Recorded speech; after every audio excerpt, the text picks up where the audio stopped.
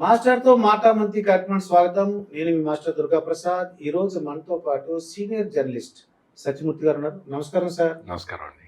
Sir, నేను former chief secretary LV Subrahmanyam garu interview చేసినప్పుడు, sir రాజకీయ నాయకులు చెప్పినట్టు మీరు నడుచుకోవచ్చు కదా సార్, ఎందుకు రిజైన్ చేసి వచ్చేసారని అడిగాను. లేదు మాస్టారు, నాకు మా గురువులు అలా ట్రైనింగ్ ఇవ్వలేదు. రేపు నేను రిటైర్డ్ అయిన తర్వాత మా బంధువులు ఉంటారు, మా ఫ్రెండ్స్ ఉంటారు, వాళ్ళ ముందు నేను తలెత్తుకోవాలి కదా, తెలిసిన వాళ్ళని కనపడే ఫంక్షన్కి వెళ్ళినప్పుడు. కానీ ఇక్కడ జవహర్రెడ్డి గారి వ్యవహార శైలి చూస్తుంటే చాలా వివాదాస్పదంగా ఉంది సార్. ఎలాగా దీన్ని ఎలా చూద్దామంటే, అంటే మామూలుగా సీనియర్ ఐఏఎస్ ఆఫీసర్ల గురించి మనం మాట్లాడుకునేటప్పుడు ఒక సామెత ఉపయోగించకూడదు. ఓకే, ఉపయోగించకూడదు, కానీ నేను ఉపయోగిస్తాను. నక్కకి నాకలోకానికి ఉన్న తేడా ఉంది వీళ్ళిద్దరికీ కూడా. ఓకే, అంటే నాకు ఇద్దరు కూడా తెలుసు. అంటే నాకేదో ముఖపరిచయం విత్ ఫ్రెండ్షిప్ కాదు. నేను ఒక జర్నలిస్ట్గా ఈ ఇద్దరి పనితీరుని నేను గమనించిన వ్యక్తిని కాబట్టి నేను చెప్పచ్చు. ఎల్వి సుబ్రహ్మణ్యం గారు ఏంటి అంటే, ఆయన స్ట్రైట్ ఫార్వర్డ్ మనిషి. స్ట్రైట్ ఫార్వర్డ్ మనిషి అంటే రూల్ ప్రకారం పనిచేయాలి.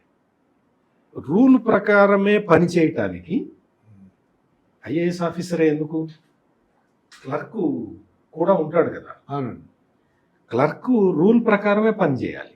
ఈ రూల్ ఎట్లా ఉంటే రూల్ పొజిషన్ని బట్టే క్లర్కులు వాళ్ళు, సెక్షన్ ఆఫీసర్లు, అసిస్టెంట్ సెక్రటరీలు వాళ్ళు పనిచేయాలి. కానీ ఒక ఐఏఎస్ ఆఫీసర్ ఏంటి అంటే, ఆ రూల్ని ఇంటర్ప్రెట్ చేసి దానికి అనుగుణంగా పనిచేయాలి, అనుగుణంగా నిర్ణయం తీసుకోవాలి. అంటే రూల్ ప్రొవిజన్ ఈ విధంగా ఉంది కాబట్టి ఈ పని చెయ్యలేము, ఈ పని చెయ్యాలి అంటే పై వాళ్ళు అనుమతి ఇవ్వాలి అని ఫైల్ మూవ్ చేయాలన్నమాట. చేసి ఇది క్యాబినెట్కి వెళ్ళాలి, క్యాబినెట్ రాటిఫై చేస్తేనే మనం దీని మీద డెసిషన్ తీసుకోగలుగుతాము అని తన డిస్క్రిటరీ పవర్ ఉపయోగించి చెప్పేవాడు ఐఏఎస్ అధికారి. అప్పుడు ఇది క్యాబినెట్కి వెళ్ళాలి, మీరు ఇండివిజువల్గా మీరో నేనో డెసిషన్ తీసుకోలేము అంటే దాని మొత్తాన్ని క్యాబినెట్ ఇందులో పెట్టి క్యాబినెట్ అప్రూవ్ చేస్తే రూల్ పొజిషన్ దానికి సరిపోయినా సరిపోకపోయినా ఇంప్లిమెంట్ చేస్తారు ఐఏఎస్. ఓకే, కొన్ని డెసిషన్స్ కొన్ని ఐఏఎస్ స్థాయిలోనే he can deviate from the rules. Okay, IAS అధికారిగా తన విచక్షణ జ్ఞానాన్ని ఉపయోగించి రూల్ నుంచి డీవియేట్ కావచ్చు. కొన్ని రూల్స్ని మంత్రులు డీవియేట్ కావచ్చు. ఓకే, నేను జస్టిఫై చేసుకుంటున్నాను దీన్ని అని చెప్పి మంత్రి డీవియేట్ కావచ్చు, కొన్ని ముఖ్యమంత్రి డీవియేట్ కావచ్చు. ఇది అడ్మినిస్ట్రేషన్ అంటే ఇదే. ఎవరు ఎంతవరకు డీవియేషన్ తీసుకోవచ్చు అని తెలియటమే అడ్మినిస్ట్రేషన్. ఎల్వి సుబ్రహ్మణ్యం గారు ఏంటి అంటే, ఆయన రూల్ పొజిషన్ ఏ విధంగా ఉంటే అట్లా పనిచేసే మనిషి. ఏదైనా సరే ఇది బలానా వ్యక్తికి లేదో బలానా పార్టీకి ఫేవరబుల్గా ఉంటుంది అంటే he will not take the decision. ఇది సామాన్య ప్రజలకి ఇది అడ్డంకిగా ఉన్నది, ఈ రూల్ని మనం డీవియేట్ చెయ్యాలి అంటే ఆ రూల్ని డీవియేట్ చేస్తాడు. అది ప్రజలకు ఉపయోగపడేదైతే లేదు, ఆయన దగ్గరికి ఏదన్నా రిప్రజెంటేషన్ ఇస్తాడు, ఎవరన్నా వచ్చి రిప్రజెంటేషన్ ఇస్తాడు, వల్ల రూల్ వల్ల నాకు అన్యాయం జరుగుతున్నది అని చెబితే అవన్నీ బేరీజ్ వేసుకొని దాని నుంచి ఎగ్జంప్షన్ ఇస్తారు. ఇది ఎల్వి సుబ్రహ్మణ్యం చేసే పని. ఇంకా జవహర్ రెడ్డి ఏం చేస్తున్నాడు అనేది ప్రత్యేకంగా నేను చెప్పక్కర్లేదు. ఇప్పుడు ప్రస్తుత పరిస్థితులు ఎట్లా ఉన్నాయి అంటే, ఐఏఎస్ అధికారులు ఐఏఎస్ అనే స్థాయికి వచ్చేసిన పరిస్థితి ఆంధ్రప్రదేశ్లో కనపడుతుంది. మీరు ఇదే తెలంగాణలో కేసీఆర్ ఉన్నప్పుడు చూడండి, ఐఏఎస్ అధికారులు అప్పటి ముఖ్యమంత్రి కేసీఆర్కి పాదాభివందనాలు చేసిన కలెక్టర్లు ఉన్నారు, 3-4 కాళ్ళకి దండం పెట్టారు. చాలా అది అంటే అదొక ప్రజల్లో ఇదేంటని అనిపించింది వాడికి. ఇప్పుడు కేసీఆర్ ఏంటి అంటే, తనకున్న స్ట్రేచర్ తోటి తను తెలంగాణ ఉద్యమాన్ని నడిపిన వ్యక్తిగా ఒక రెస్పెక్ట్ని కమాండ్ చేసుకుంటూ దాన్ని ఆ ఆధిపత్యాన్ని ఐఏఎస్ మీద ప్రదర్శిస్తూ ఉంటే ఐఏఎస్ లొంగిపోయారు. కానీ ఆంధ్రప్రదేశ్లో అట్లా కాదు. ఈ ఐఏఎస్ అధికారుల్ని కొంతమందిని బెదిరించి, కొంతమందికి లంచాలు ఇచ్చి, కొంతమందిని బ్లాక్మెయిల్ చేసి లోన్ తీసుకున్నారు. ఈ విధంగా ఏ ఐఏఎస్ అధికారి ఏ కేటగిరీలోకి వస్తాడనేది చెప్పడానికి మనకు అంత యంత్రాంగం ఉండదు. మనం అతను తీసుకునే నిర్ణయాన్ని మనం విశ్లేషించుకుంటే ఇతను లొంగిపోయాడా లేదా అనే వరకు మనం చెప్పొచ్చు, కానీ ఎందుకు లొంగిపోయాడు అనేది మనం చెప్పలేము. తెలియదు. మీకు చాలా సింపుల్, చాలా చిన్న ఉదాహరణ చెప్తాను. మీకు ఒక సీనియర్ ఐఏఎస్ అధికారి, ఆయన పంచాయతీరాజ్ సెక్రటరీగా చేసేవాడు. పంచాయతీరాజ్ సెక్రటరీగా ఆయన ఉన్నప్పుడు మొత్తం ప్రభుత్వ భవనాలన్నిటికీ కూడా వైఎస్ఆర్ కాంగ్రెస్ పార్టీ జెండాకి సంబంధించిన రంగులు వేయాలని నిర్ణయం తీసుకున్నారు. ఆ నిర్ణయాన్ని అమలు చేసేశారు. నువ్వు వైఎస్ఆర్ కాంగ్రెస్ పార్టీ జెండా రంగులు ప్రభుత్వ భవనానికి ఎలా వేస్తావు అని ఆ సీనియర్ ఐఏఎస్ అధికారి ప్రశ్నించాలి. ఆయన ఒప్పుకున్నాడు. నేను వేయించను అని చెప్పాలి ప్రభుత్వంతో. చెబితే మ్యాక్సిమం ఏమవుతుంది, ఆ పోస్ట్ నుంచి ఆయన్ని తీసేస్తారు. అంతే తప్ప ఆయన ఐఏఎస్ ఎక్కడికి పోదు, ఆయనకి జీతం ఎక్కడికి పోదు, ఆయనకి బంట్రోతు లేకపోతే కారు ఈ ఫెసిలిటీస్ ఎక్కడికి పోవు. ఆయన ఉద్యోగానికి కంప్లీట్ భద్రత ఉంటుంది. అయినా సరే ఆ రోజున అక్కడ ఉన్న సీనియర్ మోస్ట్ ఐఏఎస్ అధికారి పార్టీ రంగులు ప్రభుత్వ భవనాలకి వేయించాడు. వేయించిన తర్వాత ఆ కేసు సుప్రీంకోర్టు దాకా పోయింది. సుప్రీంకోర్టు దాకా పోతే సుప్రీంకోర్టు చెప్పింది, రంగులు మార్చండి, పార్టీ జెండా రంగులు ప్రభుత్వ భవనాలకి ఎట్లా వేస్తారని చెప్పి సుప్రీంకోర్టు కూడా అడిగితే దాని మీద ఏ చర్య తీసుకోకపోతే మళ్ళీ కంటెంప్ట్ ఆఫ్ కోర్టు మూవ్ చేస్తే అప్పుడు లేదండి మేము ఆ జెండా పోలినట్టుగా ఉండకుండా మేము ఇంకొక రంగుని యాడ్ చేసాము అని చెప్పారు. ఏం చేశారు అంటే మొత్తం ఆ వైసీపీ జెండా రంగులో మధ్యలో మట్టి కలర్ ఒక రౌండ్ చుట్టారు. అంటే 4వ రంగు యాడ్ చేసాం మేము. 3 రంగులు కాదు, మేము 4వ రంగు, ఏదో 2 రంగులు కాదు 3వ రంగు యాడ్ చేసాం, అది జెండా కాదు అని చెప్పారు. చెబితే మళ్ళీ కోర్టు చాలా సీరియస్ గా తీసుకొని, అంటే మట్టి రంగు మధ్యలో వేసేస్తే అయిపోతుందా, మారిపోతుందా అని మళ్ళీ కోర్టు దాని మీద చాలా సీరియస్ గా ఆక్షేపణ వ్యక్తం చేసింది. చేసిన తర్వాత లేదు మారుస్తున్నామండి అని చెప్పారు. కొన్నిటికి తూతు మంత్రంగా మార్చారు, కొన్నిటికి సున్నం కొట్టారు. పెయింట్ మీద సున్నం కొడితే ఏమవుతుంది మాస్టర్? వర్షం పడితే సున్నం పోతుంది, మళ్ళీ అదే రంగు ఉంటుంది. అదే జరిగింది. ఈ విధంగా చేయటం వల్ల 6,000 కోట్ల రూపాయలు నష్టం జరిగింది. అంటే నష్టం అంటే ఆ రంగులు వేయటం తీయటం, మొత్తం 6,000 ఖర్చు అయింది. 6,000 కోట్లు, 6,000 కోట్ల రూపాయలు ఖర్చు పెట్టారు. అంటే దీనికి బాధ్యుడు ఎవరు? అంటే మొత్తం ఓవరాల్ గా అడ్మినిస్ట్రేషన్ కి బాధ్యుడు ముఖ్యమంత్రి కాబట్టి ముఖ్యమంత్రి బాధ్యుడు, అందులో ఎటువంటి డిస్ప్యూట్ లేదు. ఎవరైతే ఐఏఎస్ అధికారి ఉన్నాడు నేను చెయ్యను అని చెప్పినట్టయితే ప్రభుత్వ ధనం చాలా సేవ్ అయి ఉండేది. అంటే అలా చేయలేదు. ఇది ఒక చిన్న ఎగ్జాంపుల్. ఇప్పుడు మీరు అడిగారు కాబట్టి నాకు గుర్తొచ్చింది, కాబట్టి ప్రజలకి సులభంగా అర్థమవుతుంది కాబట్టి ఈ ఎగ్జాంపుల్ చెప్పాను. కానీ ఇటువంటి ఎగ్జాంపుల్స్ కొన్ని లక్షలు ఉన్నాయి ఈ 5 సంవత్సరాల కాలంలో. ఓకే, కొన్ని లక్షల డెసిషన్స్. అందుకనే మీరు చూస్తే ఆంధ్రప్రదేశ్ హైకోర్టులో లేదు, కొన్ని కేసులు సుప్రీంకోర్టులో, కోర్టు ధిక్కరణ కేసులు అత్యధికంగా ఉన్న రాష్ట్రం ఏంటి అంటే ఆంధ్రప్రదేశ్.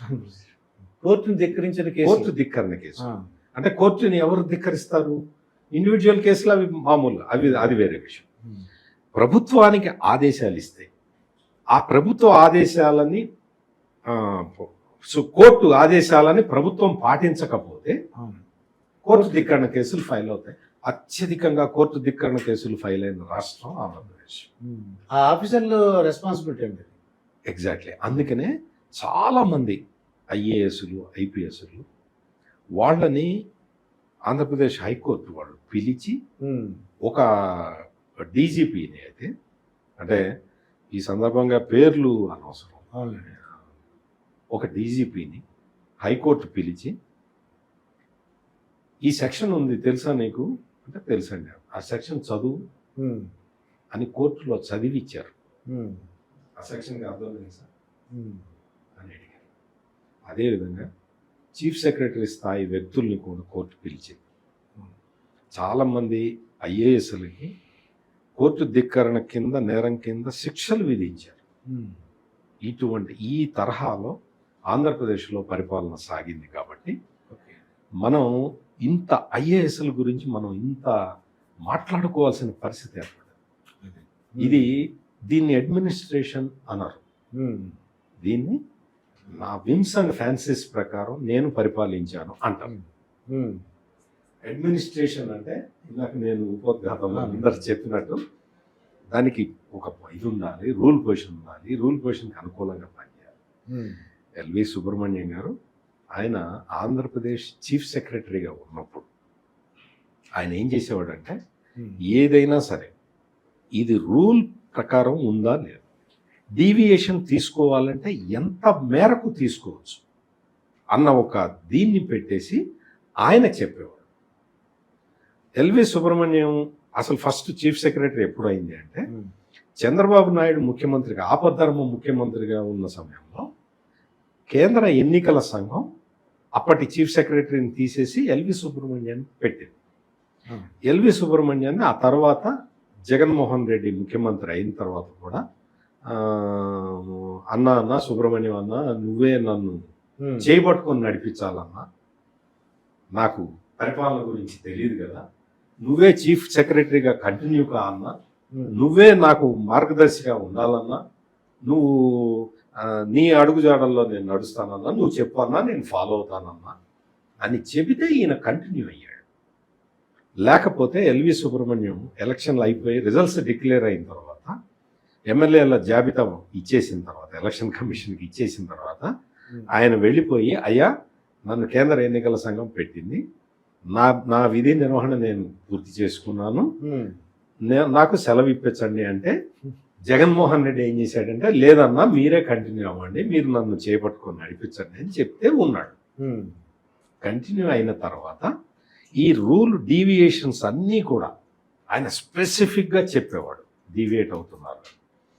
దాంతో జగన్మోహన్ రెడ్డికి ఏమర్థమైంది అంటే ఎల్వి సుబ్రహ్మణ్యం ఉన్నంత కాలం మనం చేయాలనుకున్న పని చేయలేము అని ఒక నిర్ణయానికి ఆయన వచ్చి ఆయన ఏం చేశాడంటే ఇంకొక ఐఏఎస్ ఆఫీసర్ని తన పేషీలో పెట్టుకొని డైరెక్ట్గా ఐఏఎస్లకి బాస్ చీఫ్ సెక్రటరీ, చీఫ్ సెక్రటరీని అవాయిడ్ చేసి డైరెక్ట్గా ఐఏఎస్లకి ఆ ఐఏఎస్ అధికారి నుంచి ఆర్డర్స్ పంపించేవాడు. CM desire to do this అని ఆర్డర్స్ వెళ్ళిపోయాయి. అట్లా చేసిన తర్వాత ఇది సర్వీస్ రూల్స్కి విరుద్ధము, మీరు ఐఏఎస్లతో డీల్ చేయాలంటే చీఫ్ సెక్రటరీనే డీల్ చేయాలి, అంతేగాని ఒక ప్రిన్సిపల్ సెక్రటరీ డీల్ చెయ్యకూడదు అని స్ట్రాంగ్ ప్రొటెస్ట్ చెప్పాడు ఎల్వి సుబ్రహ్మణ్యం. చెబితే నేను 151 సీట్లతోటి గెలిచిన వ్యక్తిని, నా నిర్ణయాన్ని నువ్వు ఫాలో కావాలి, నువ్వు ఫాలో కావట్లేదు, అందుకని నేను ఫాలో అయ్యే వ్యక్తిని పెట్టుకొని నేను చేయించుకుంటుంటే నువ్వు అడ్డు తగులుతావా అని ఆయన ఆగ్రహించి ఈయన తీసుకెళ్ళి హెచ్ఆర్డి హ్యూమన్ రిసోర్స్ డెవలప్మెంట్ అని బాపట్లలో, దానికి కరెక్ట్గా మేము మీ స్టూడియోకి వస్తే కుర్చీ అన్న వేసారు. అక్కడ కుర్చీ కూడా ఉండదు, టేబుల్ ఉండదు, ఏమీ ఉండదు.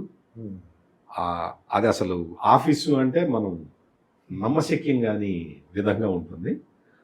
దానికి ట్రాన్స్ఫర్ చేస్తే ఈయన చాలా గౌరవప్రదంగా అక్కడికి వెళ్లకుండానే రిజైన్ చేసిన సెలవులన్నీ వాడుకొని ఎల్వి సుబ్రహ్మణ్యం గారి దగ్గర ఉన్న ఇదేంటంటే ఏదన్నా పని ఉంది, అధికారిక పని ఏదన్నా ఉన్నది అంటే ఆయన సెలవు పెట్టడం కానీ, ఆయన వ్యక్తిగత పనుల కోసం ఏదో విహారయాత్రలకు వెళ్ళటం కానీ, ఇటువంటి పనులు ఏవి చెయ్యడు. ఓకే. ఆయన చాలా అంకిత భావంతో పనిచేసే ఐఏఎస్ అధికారి. అటువంటి ఐఏఎస్ అధికారికి, సీనియర్ మోస్ట్ ఐఏఎస్ అధికారికి అంతటి కష్టం వచ్చింది. ఆ కష్టం చూసినా కానీ, ఆ కష్టం చూసిన తర్వాత కూడా ఆంధ్రప్రదేశ్లో ఉన్న ఏ ఒక్క ఐఏఎస్ అధికారి కూడా ఇది తప్పు మీరు చేస్తున్నది అని ముఖ్యమంత్రిని ఎవరు ఆక్షేపించలేదు. భయపడినట్టున్నారు. ఏదైనా కానివ్వండి, చీఫ్ సెక్రటరీని ఈ విధంగా చేయటం ఏమిటి అని ఈ వ్యవస్థ ప్రశ్నించలేదు. వాళ్ళకి ఒక అసెషన్ అనేది ఉంటుందండి వాళ్ళకి. ఎవ్వరూ మాట్లాడలేదు. ఇది ఈ సొసైటీ, ఈ మొత్తం ఈ సమాజం ఎల్వి సుబ్రహ్మణ్యం అనే ఒక అతి ముఖ్యమైన, అతి సిన్సియర్ అధికారి పట్ల ఎంత నిర్దయతో వ్యవహరించిందో ఈ సందర్భంగా మీకు గుర్తు చేస్తూ ఉన్నాను. అంటే అటువంటి అధికారి ఆ రాజకీయ నాయకులు చెబితే వినటం, రాజకీయ నాయకులు చెబితే పనులు చేయటం, మీకు ఈ పని చేసి పెట్టాను కదండి, మరి నాకేమన్నా ఉంటుందా అని ఇటువంటి లేఖిగా అడగటం, ఇటువంటి పనులని ఎల్వి సుబ్రహ్మణ్యం తన జీవిత కాలంలో ఏ రోజు చేయలేదు. ఆయనకి ప్రైమ్ పోస్ట్ ఉన్నా, ప్రైమ్ పోస్ట్ లేకపోయినా, ప్రైమ్ పోస్టులు ఉంటాయి. అంటే బాగా కొన్ని నిర్ణయాలు తీసుకుంటే కొన్ని కోట్ల రూపాయలు వచ్చే పోస్టులు కొన్ని ఉంటాయి.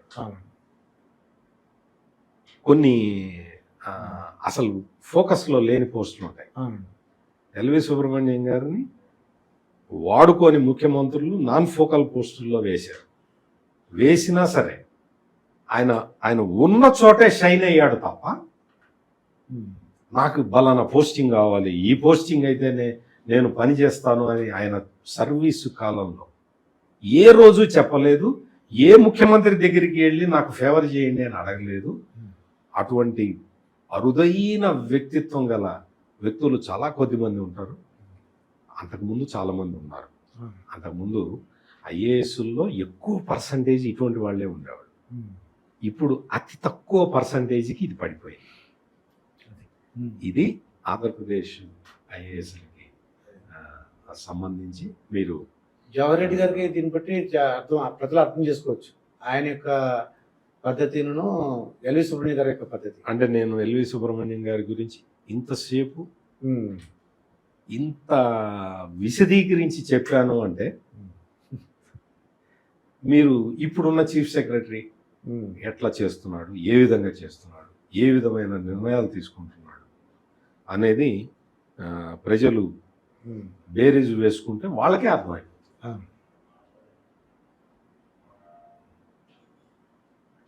ఈ తరహాలో అంటే సీనియర్ మోస్ట్ ఐఏఎస్ అధికారి అంటే సీనియారిటీ పెరిగితే, ఇప్పుడు నేను 24 సంవత్సరాల వయసులో ఉన్నట్టు 64 సంవత్సరాల వయసులో కూడా ఉంటే నాలో ఏం మెచ్యూరిటీ వచ్చినట్టు?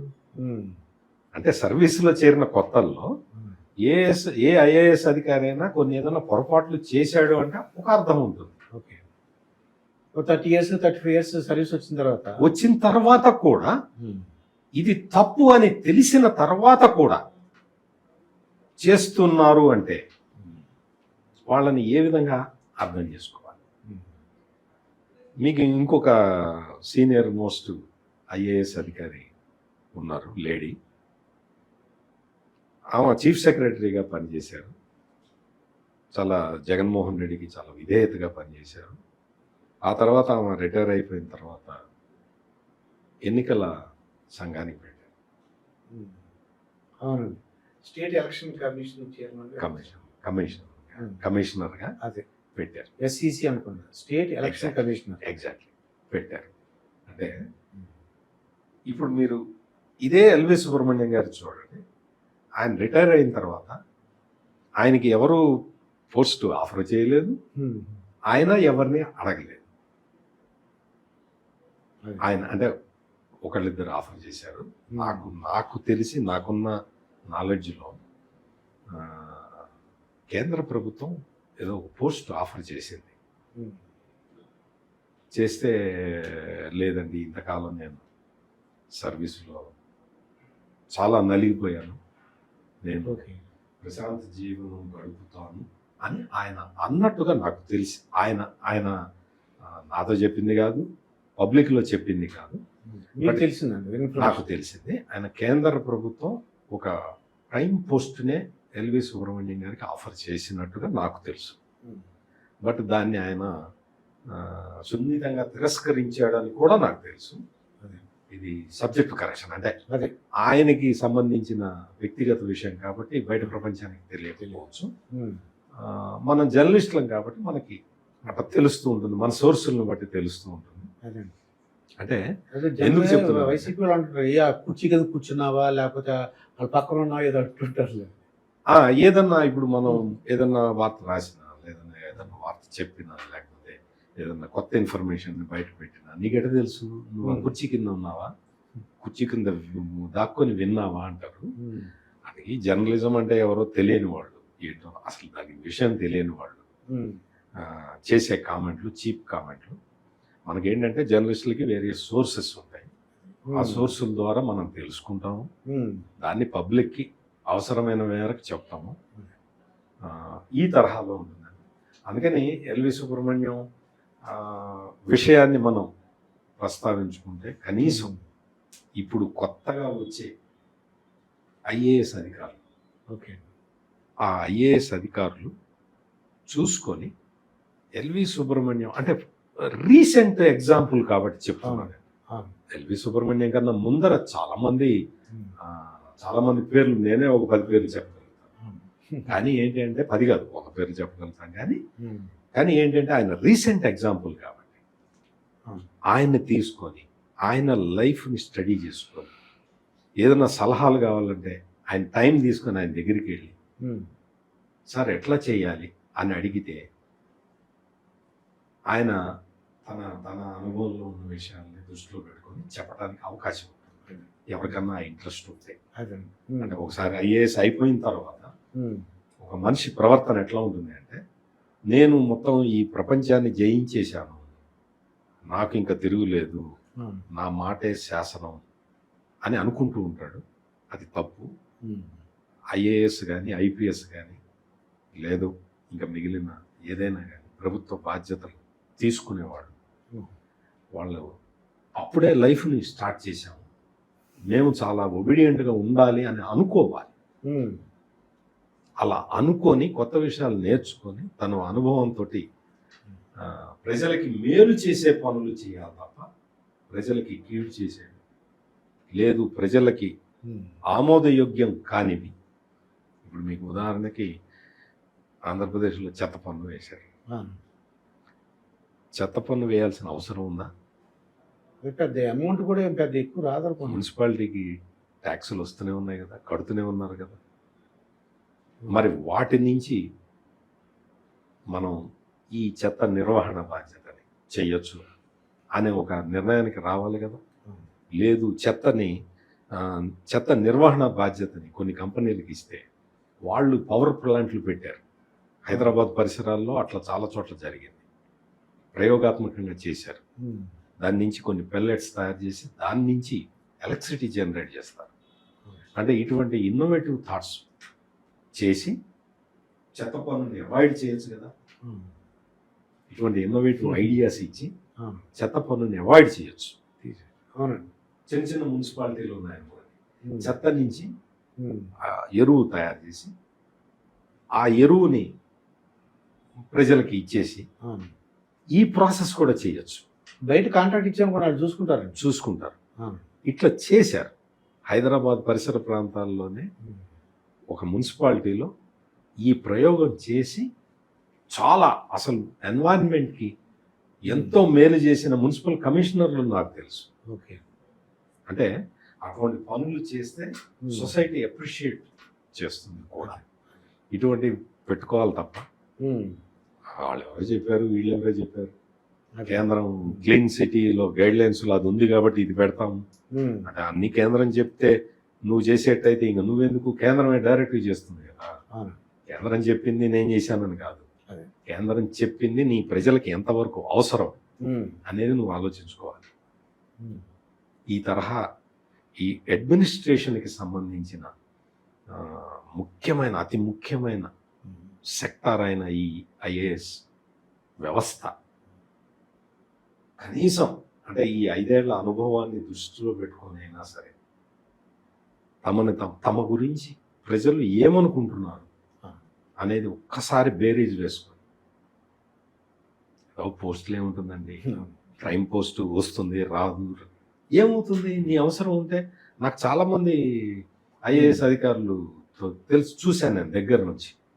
వాళ్ళు ఒక 10-15 సంవత్సరాల పాటు ప్రైమ్ పోస్ట్లో లేకపోయినా కానీ వాళ్ళ నిజాయితీని వదులుకోలేరు. వాళ్ళు మళ్ళీ ఆ తర్వాత వచ్చిన ప్రభుత్వాలు మళ్ళీ వాళ్ళని తీసుకొని ప్రైమ్ పోస్ట్లో పెట్టినాయి. ఉమ్, ఒక ఐఏఎస్ అధికారి అయితే తన సర్వీస్ కాలం చాలా స్ట్రైట్ ఫార్వర్డ్. ఉమ్, అంటే ఆయన మతం గురించి మనం చెప్పకూడదు కానీ ఒక ముస్లిం ఐఏఎస్ ఆయన జీవిత కాలంలో ఆయన ఉమ్, ఏ రోజు ప్రైమ్ పోస్ట్ రాలేదు. ఉమ్, కానీ ఆయన ఏ రోజు ఏ ముఖ్యమంత్రి దగ్గరికి వెళ్ళి చేతులు కట్టుకొని నాకు ఈ పోస్ట్ కావాలని అడగలేదు. ఉమ్, ఆయన రిటైర్ అయిపోయారు. ప్రైమ్ పోస్ట్లోకి రాకుండానే రిటైర్ అయిపోయారు. ప్రైమ్ పోస్ట్ ఇవ్వకపోయినా కానీ ఆయన చాలా కంఫర్టబుల్ జీవితాన్ని గడిపి గౌరవప్రదంగా రిటైర్ అయ్యాడు. అంటే నేను పేర్లు కావాలనే ప్రస్తావించట్లేదు, ఎందుకంటే నేను ప్రస్తావించిన చాలా మందికి తెలియకపోవచ్చు. అందుకని నేను ఉమ్, ప్రస్తావించకుండా ఎగ్జాంపుల్స్ని చెప్తున్నాను. ఈ ఎగ్జాంపుల్ నుంచి చూసి నేర్చుకోవచ్చు అవును. అంతే తప్ప వాళ్ళ వ్యక్తి అనేది మనం చూడాల్సిన అవసరం. అది దీన్ని బట్టి నాకు అర్థమైంది ఏంటంటే సిన్సియర్ ఉన్న వాళ్ళు వాళ్ళకి ప్రైమ్ పోస్టులు ఉన్నాయా లేవా నాకు చూసుకోరు, డ్యూటీ చేస్తారు అంతే. డ్యూటీ చేస్తాం. అదే మనకి జవహర్ రెడ్డి గారికి ఎల్వి సుబ్రహ్మణ్యం గారికి ఉన్న తేడా మీరు చెప్పారు ఒక సామెత కూడా. ఏమండి? ఇదండి సత్యమూర్తి గారితో జరిగిన ఇంటర్వ్యూ. మరొక ఇంటర్వ్యూతో మీ ముందుంటాను. మీ మాస్టర్ దుర్గా ప్రసాద్.